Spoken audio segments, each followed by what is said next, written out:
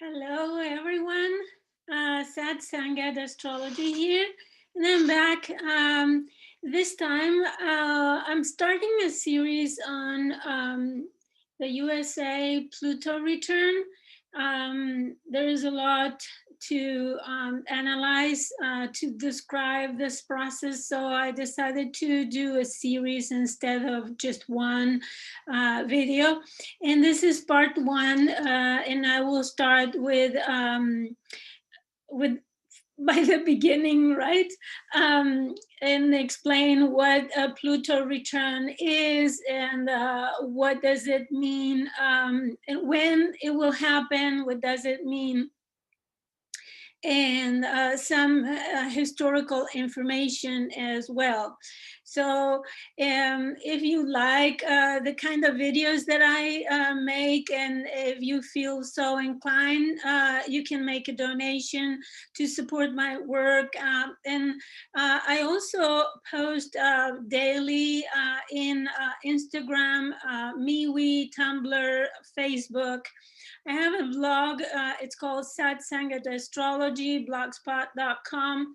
And you can visit there. I write special articles, usually on the lunations and special events like planetary ingresses and such. And of course, I invite you to subscribe to my YouTube channel to support my work. Okay, so let's get started then. And the Pluto return is the time of in this case, a nation, because a person can never have a Pluto return since Pluto has an orbit of 248 years around the sun. So some people may have the Pluto opposition, like the generation that was born in the 30s, because Pluto has traveled the shortest half circle, let's say, ellipse around the sun, because it is not equal, is not circular, is more of an oval shape. So the shortest section started in Cancer, when Pluto was in Cancer. And some people who are still alive today may experience the Pluto opposition, which is very transformational as well. But the Pluto return for a nation or for an event or something historical is really something that is deeply transformational. It implies something is dying, and something new is arising. Something is transforming in a way that the whole identity of the nation or of the event, it is completely turned upside down. So for the USA, the Pluto return, in my opinion, has already started with the Saturn conjuncting Pluto 3 times, right? And also with Jupiter,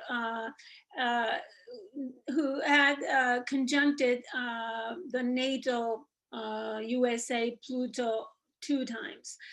It will be, the second time will be in December.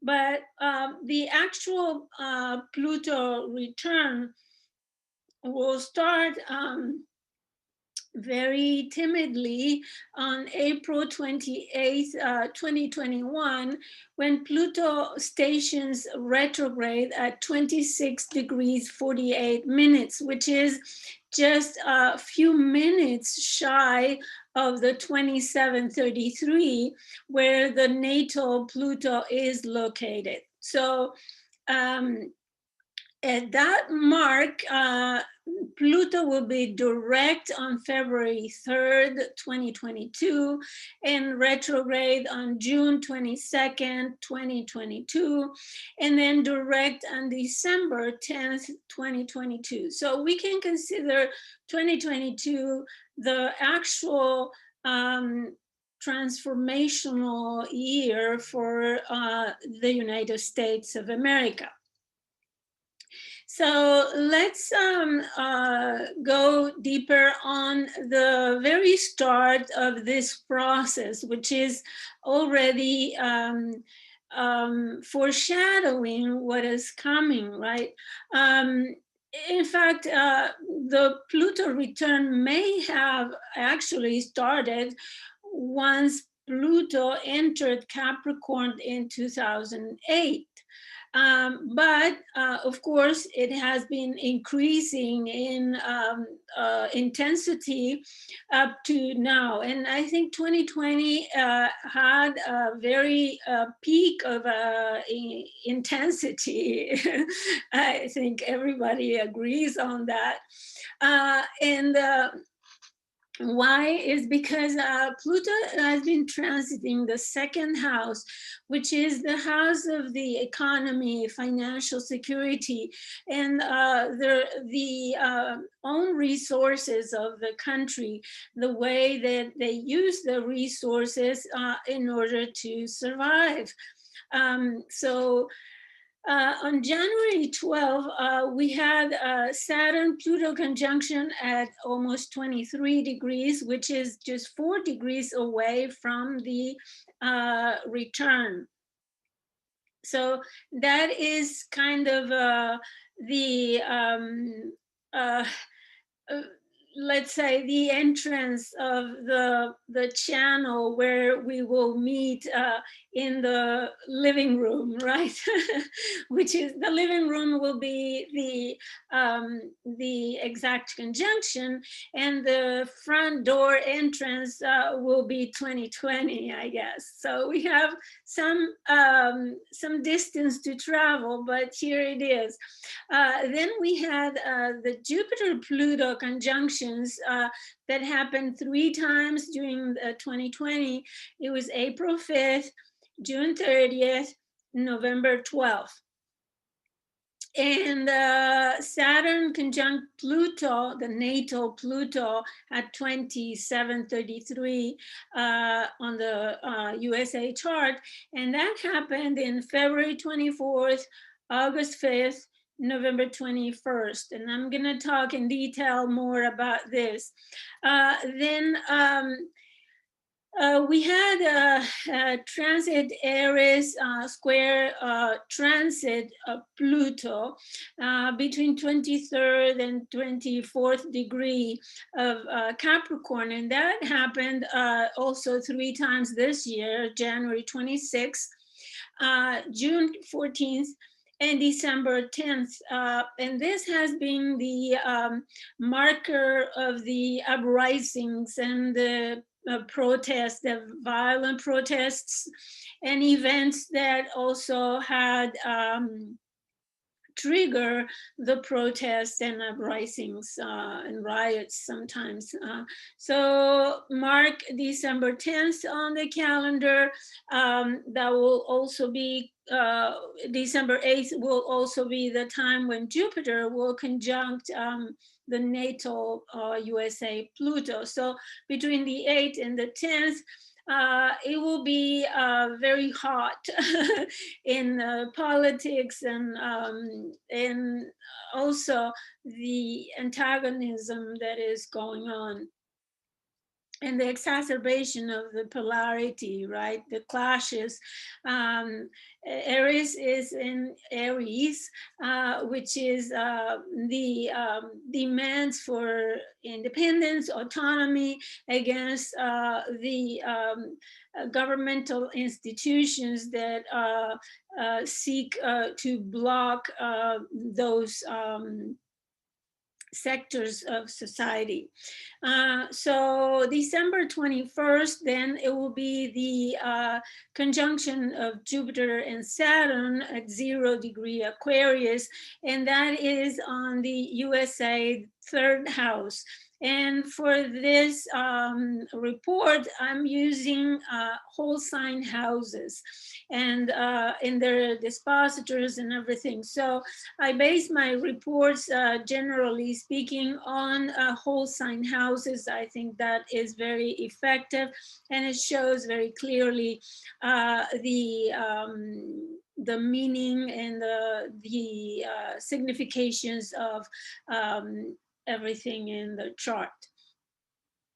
So let's see what 2020 has brought us, especially with transiting Saturn conjuncting the natal Pluto at 2733 degrees 3 times, as I mentioned. And that conjunction happened between February 18 and 28, and then retrograde from July 29th to August 12th, and then direct again from the 13th to 26th. And I want to point out that in February, there was, of course, the COVID-19 pandemic already declared as a pandemic.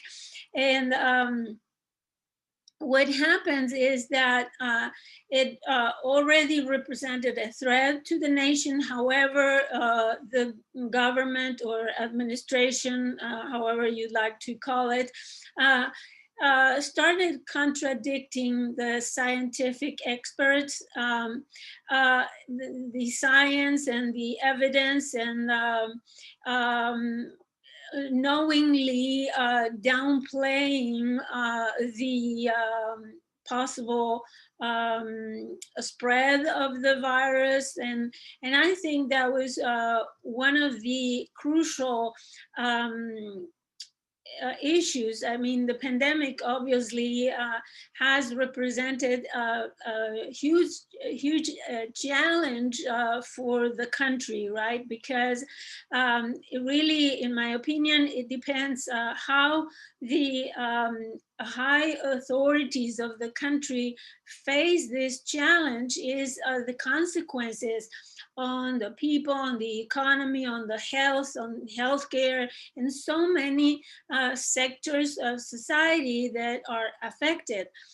So if the is not managed properly, then it favors the downturn of the country. So that the pandemic has been the crucial, or the crisis that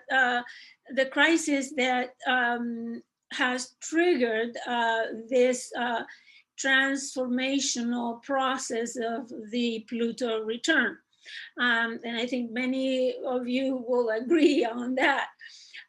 So then in July, August, the government administration reduces the economic help for the disaster that was assigned to unemployed people, to self-employed people, etc.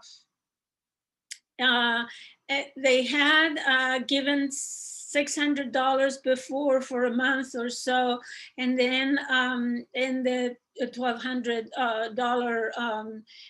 also a check that many people received.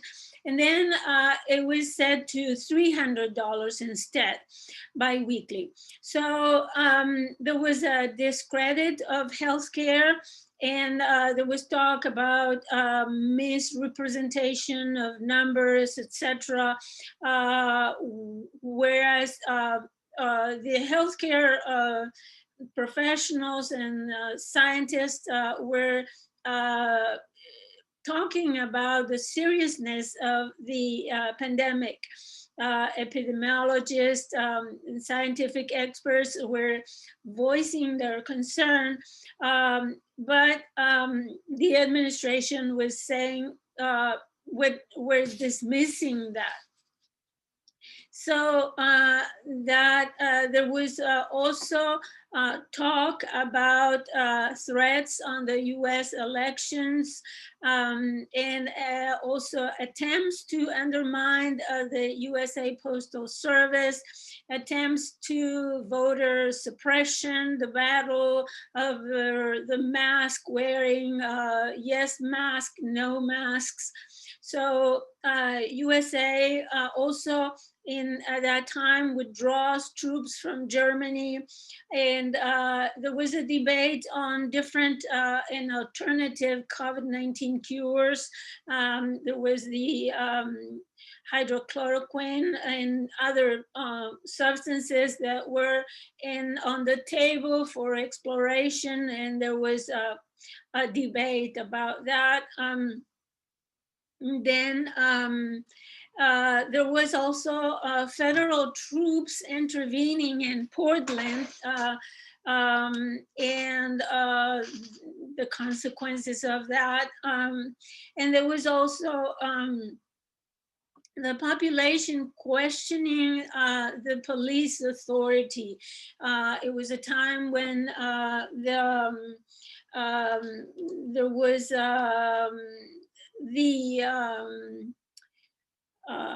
the protests against police violence and attacks on people who were on the streets doing nothing, and then police were attacking them, especially the Black population. And there was the start to becoming aware of that problem in society that has been systemic, but now with the incident of George Floyd, it came out like the volcanic eruption, right? Then in November, there was, of course, the results of the elections being questioned by the administration. The president denies the election results, refuses to concede, and continued attempts to undermine the democratic process on the with the different lawsuits and demands for thorough investigations, etc. So there was this increase in the polarity and the confrontation between two different realities that were clashing, and we'll see that from the historical point of view later on. But this is a very important factor in the Pluto return, because Pluto represents the all or nothing. And that's what is going on right now, that people are so extreme in their opinions that it's all or nothing, right? And there is a clash because it's either one or the other. So and this is the base for the trigger, I would say, for the transformation. So it's something that is reflected in the sky, of course. So then to analyze the Jupiter conjunct natal Pluto two times, the first time it was May 15, 2020, and it was a direct station retrograde at 27:14. So it was just 18 minutes way shy of the exact conjunction, but still, I think it's still operational. And then it will come back on December 8th, And in May, it was, as I said, station retrograde in Capricorn, of course. In the economic downturn, it was due to the pandemic, job losses as the lockdown is lifted progressively, but many business, especially small business, uh, filed for bankruptcy, and some big business saw a really deep downturn in their work. I think airlines, for example, and they have lost, I think, 60% of business or something like that. I don't have the exact numbers, sorry, but it's in everyone's information outlet, so you can find that information anywhere. And I think everybody is aware that travel has been down, and so many other industries, like the oil business, for example. People drive a lot less, and so many big business also went down. So the economy is suffering from that. And as I said, this is second house in the USA chart. So it's not surprising that the economy is degrading, and is also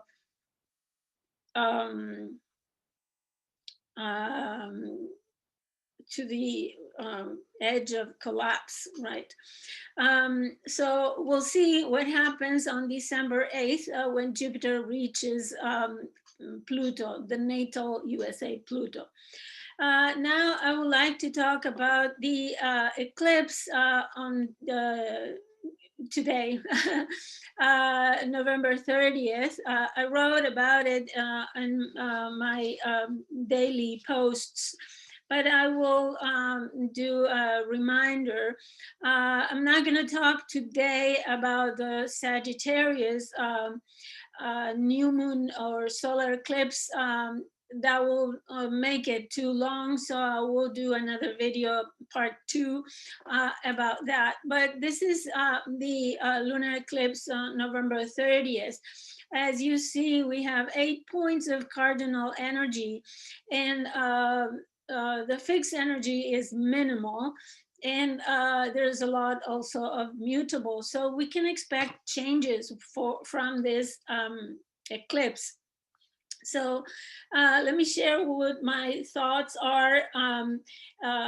The eclipse is on the descendant of the United States, and also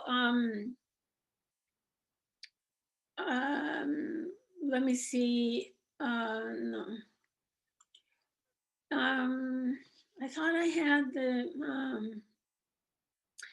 Anyways, I thought I had the USA chart, but it seems I don't. We'll see. So in the eclipse at 8 degrees of Gemini falls on the descendant of the descendant and ascendant, because the sun is in Sagittarius near the ascendant of the United States. And it is also exactly conjunct Uranus. And the ascendant, which is 13 degrees Sagittarius, is sandwiched between the south node and the sun. And this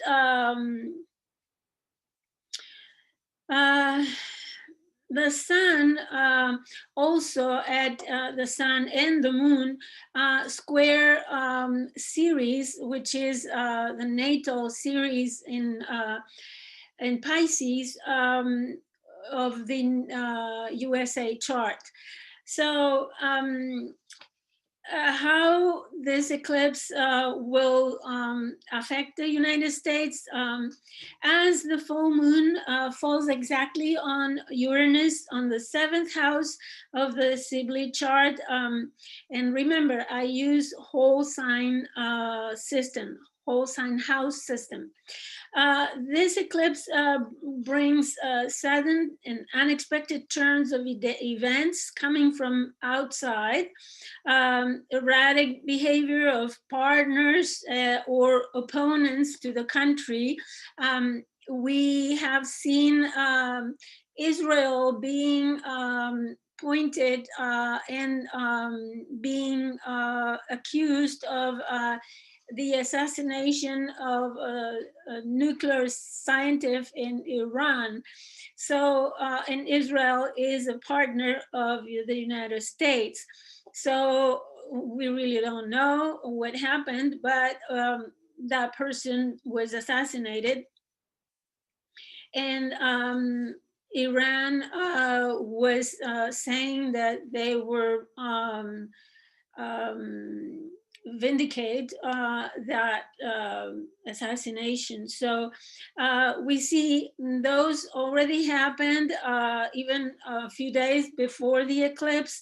And it is related to the partners or opponents of the country, which is the 7th house, and can provoke out of control circumstances, as you can imagine. Things can go down from here now anytime soon, or not so soon. It depends, right? So there could be out of the blue opportunities or challenges in international relations with partners or opponents or enemies. Since it is very close to the chart's horizon, the country can count on a change of identity, adjusting their presence in the world and how they present in the world. And because that's the ascendant, but also the reputation among nations, the midheaven, and also all domestic affairs concerning the well-being of people. So this eclipse is crucial for the United States because of this happening on the angles, or which are like the antenna of the chart. Very basic. So the 7th house, according to this book on let me read the author of this, is, I think it's Laura Howell. I have the name here, but it is in the references. The 7th house is public enemies, enemies of the nation, outlaws and fugitives who are not imprisoned. Whether war or peace may be expected, treaties and agreements with other nations, sudden turn of events, as I said, changes of partnerships with other powers or countries, make or break relationships. So with having the North Node there, it means young energy that is entering, right, from that angle. It's young energy or aggressive energy that is entering, and the opportunity for growth or not. As it affects the other 3 angles, forces change on the country's identity, as I said, the world status and the well-being of people. So the electrifying Uranian energy makes people rebel against authorities and do whatever they want, regardless of sensible advice.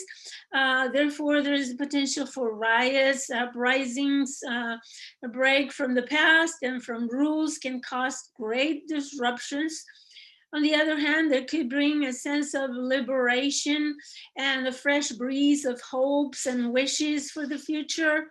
So Uranus rules the moon in Aquarius on the third house.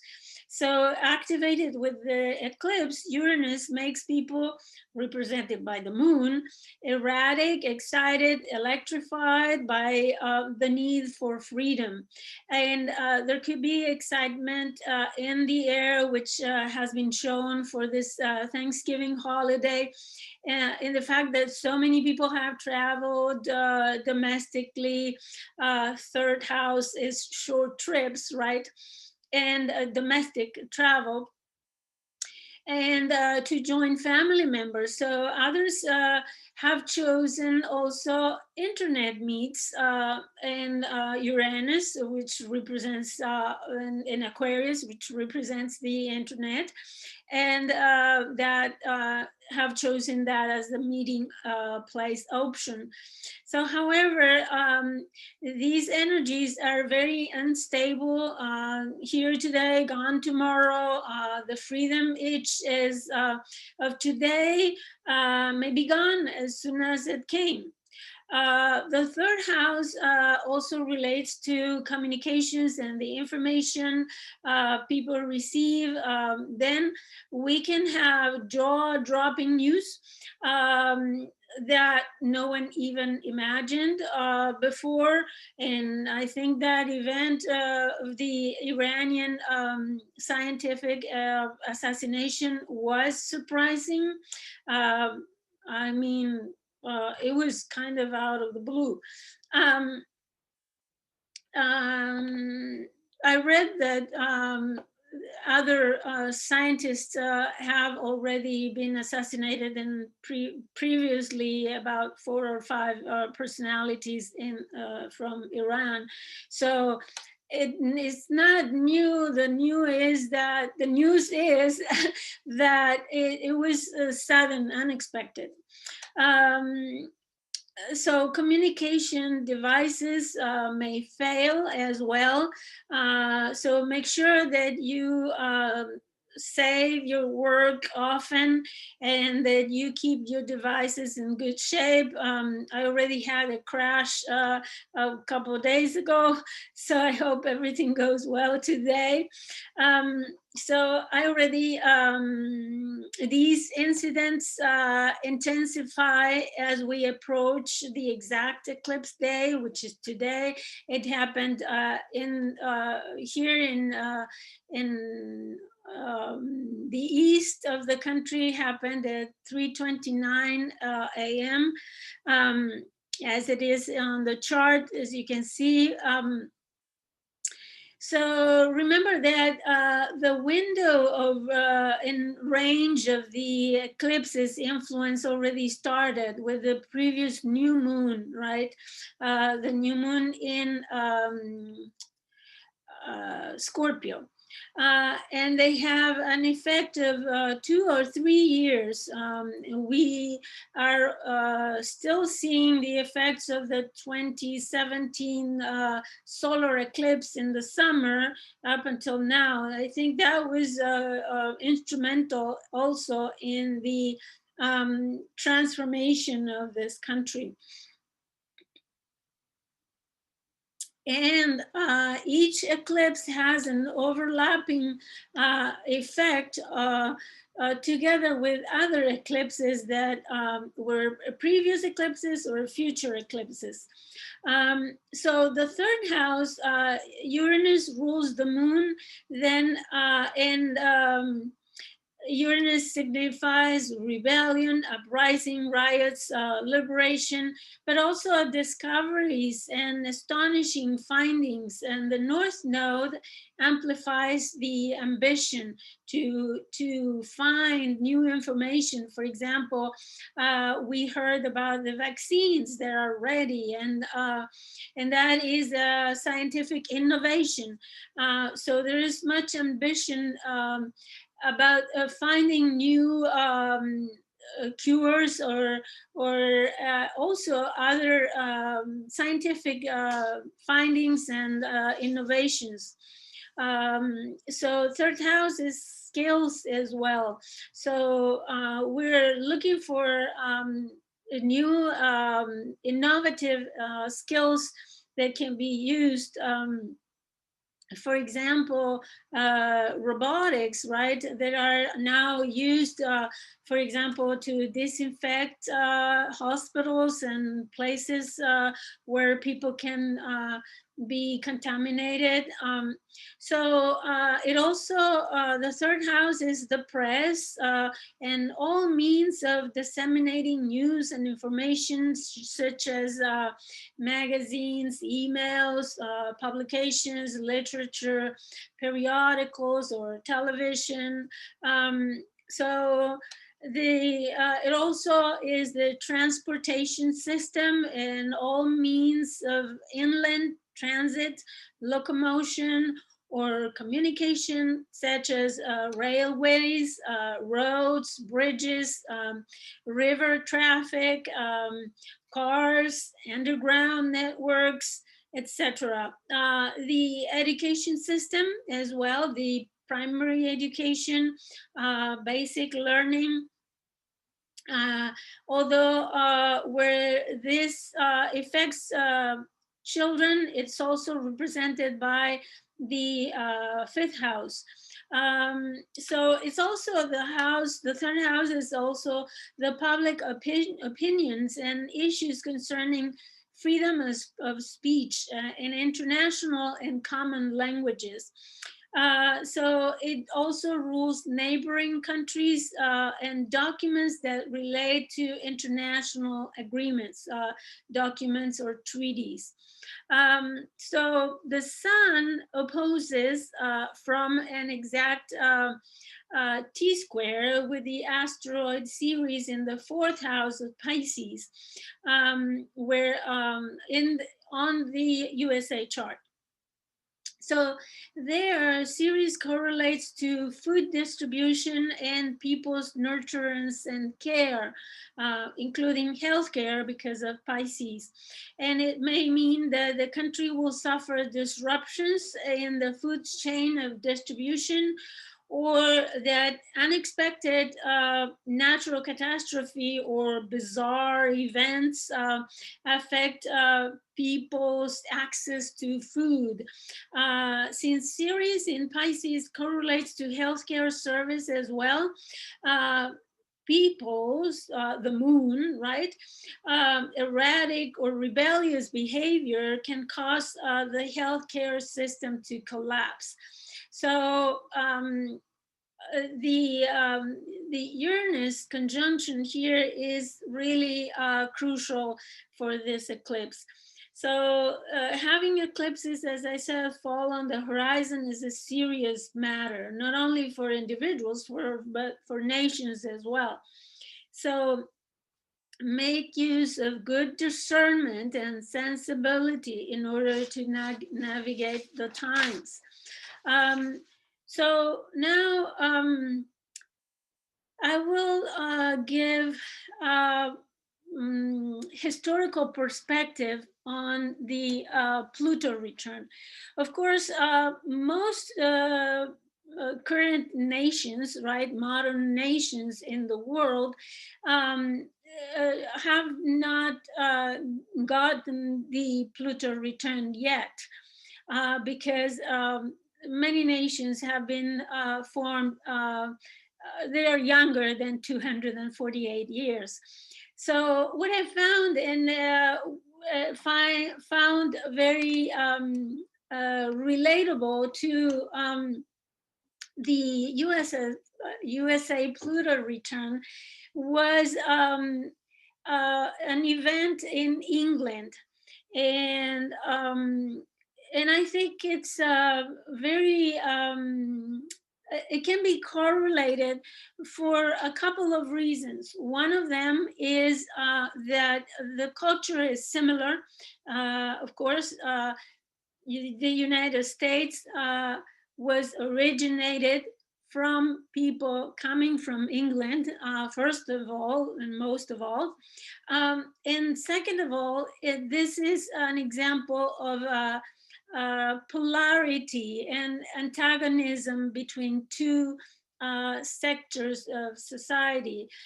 So bear with me, I'm going to show you a look back to history. So in England, in June 15 to 1215, um, Pluto was at 20 degrees 36 Leo. And that was a time when they instituted the Magna Carta. The Magna Carta was a document that allowed some autonomy to the nobility. Right? The king made an agreement. It was a document, right? An agreement with the nobility to give them some rights, because there was uprising and rebellion against the king, of course, because of taxes and charges that they couldn't bear. Remember, it's 1215, so it was a long time ago, but they then, with the Magna Carta, they had agreed to a certain level of peace, right? So, but today it could be compared to a constitution, where that was a let's say very basic constitution, and it was in fact precursor of the present day constitutions. So um, so then the Pluto return happened 4 times, direct in 1459, October 2nd, retrograde again in December 1459, and direct in August 1460, and retrograde again 1461, and in May direct 1461. Now, see what happened. At that time, there were two, let's say, two houses or two dynasties fighting to get in power. So it was called the War of the Roses, and it was against between the Lancaster house and the York house. And here you see it lasted 30 years, in fact, but the crucial point and the intensity was, as I said, during the time of the Pluto return. So the white rose was the symbol for the York family, and the red rose for the Lancaster house or family.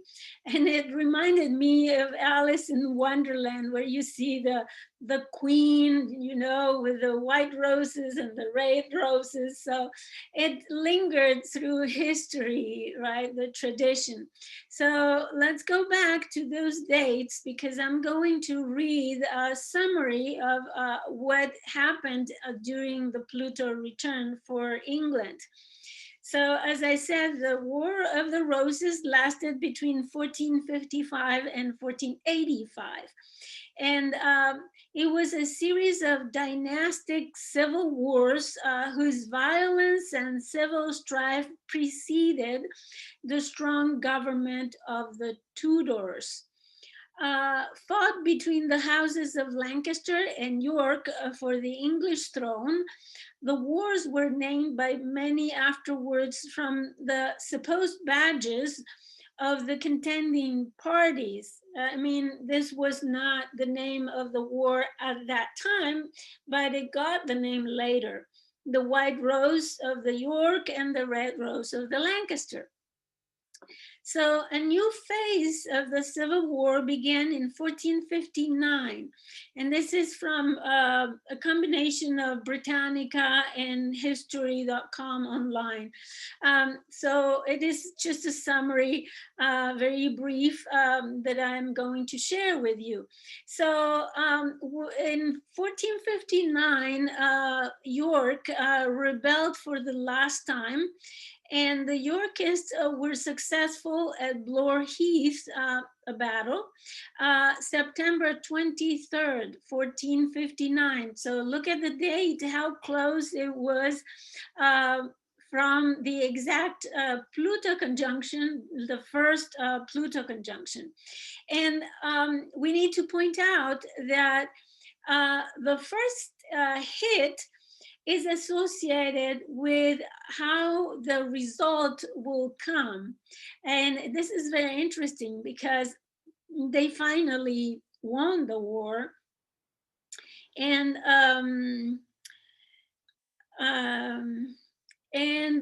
so the first hit decided the war, but they the Yorkists were scattered at Ludford Bridge on October 12th, right after the conjunction, right? About 10 days. And see, it was 10 days before and 10 days after these two battles. York fled to Ireland, and the Lancastrians, in a packed parliament at Coventry, November 1459, see, obtained a judicial condemnation of their opponents and executed those on whom they could lay hands. So from then on, the struggle got better. Both parties laid aside their scruples and struck down their opponents without mercy. It is said that in English history, it's been the bloodiest war of all. So the English political life was cold-blooded with calculated ferocity, intrigues, and underhanded manipulations and alliances. You see, all the signs of Pluto: manipulation, intrigues, ferocity, cruelty. It was all present.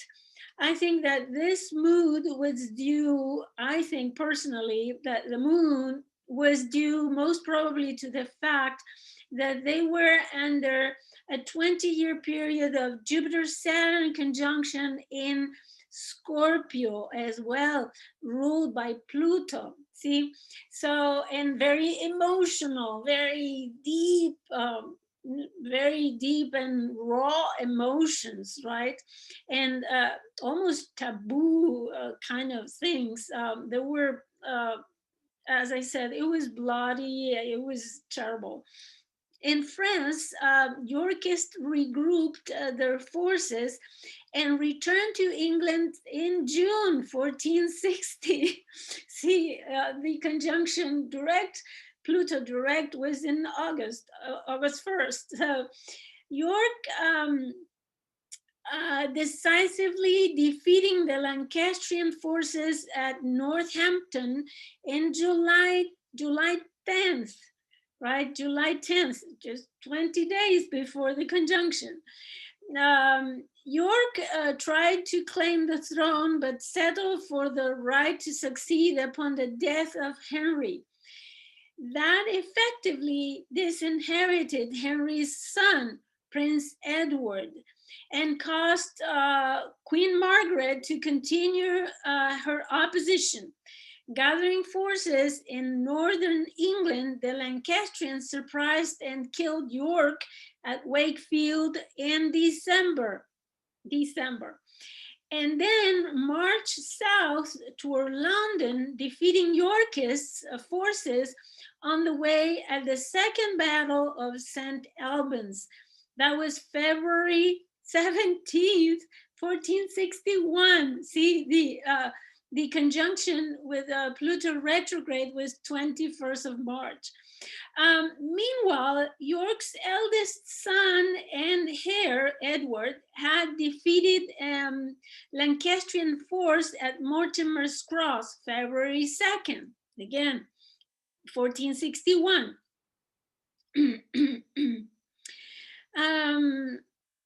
And marched to relieve London, arriving before Margaret on February 26. The young Duke of York was proclaimed King Edward IV at Westminster on March 4th. March 21st was the conjunction. So March 4th. Then Edward, with the remainder of Yorkist forces, pursued Margaret, excuse me, north to Taunton. There, in the bloodiest battle of the world and in English history, the Yorkists won a complete victory. It's believed that over 50,000 men engaged in brutal fighting and around 28,000 died. So more than half of the people fighting, the men fighting, died in just one day. Henry, Margaret, and their son fled to Scotland, leaving Edward, King of England, who was from the York family. The next round of the wars arose out of disputes between within the Yorkist ranks, meaning that that didn't end the war. As I said, it lasted until 85, but the Yorkists started fighting against each other. So go figure. Anyways, this is an example of how intense Pluto return can be, especially when there are two factions and the country is divided in two.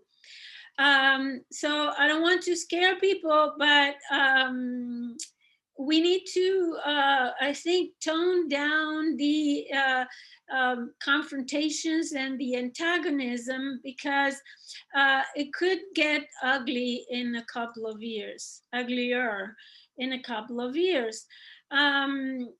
So here is for you to see that Jupiter and Saturn were conjuncted in water signs in that period from 1425 to 1663. And here we see 1544 to 1563, the conjunction happened in Scorpio, and it was an erratic degree, 28 degree of Scorpio. And then in 1563, the conjunction happened also in the anaretic degree of Cancer, which are the most intense and shadowy, let's say, degree of every sign. In this case, Scorpio, ruled by Pluto. So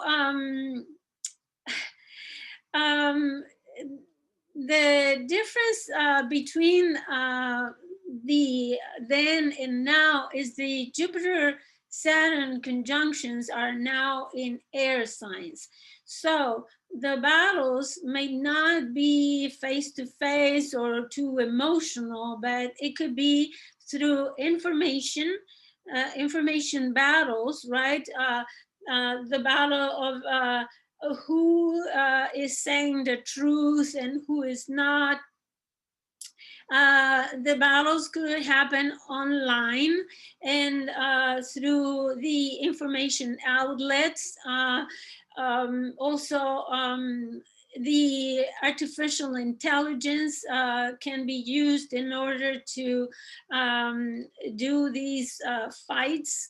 It doesn't mean that people will die and be fighting in the streets like it happened back then. The times have changed, but we can expect that, as I said, there could be intellectual battles. Who is wrong, who is right, and opposing opinions, and also since we have Neptune still for a few years, let's say until 2023 in Pisces, so there will be much fog, misleading information, misconceptions, and very foggy perception of reality. So we need to take a lot of factors into consideration for what may happen in the Pluto return. So I will be back next time with talking about the Sagittarius solar eclipse and how that will affect, and other information for the month of January. And we'll go on several installments of this series, analyzing all the factors that will come up in the astrology for the Pluto return. So I hope this was informational for you. And if you're interested in having a reading with me, I do personal readings. This is just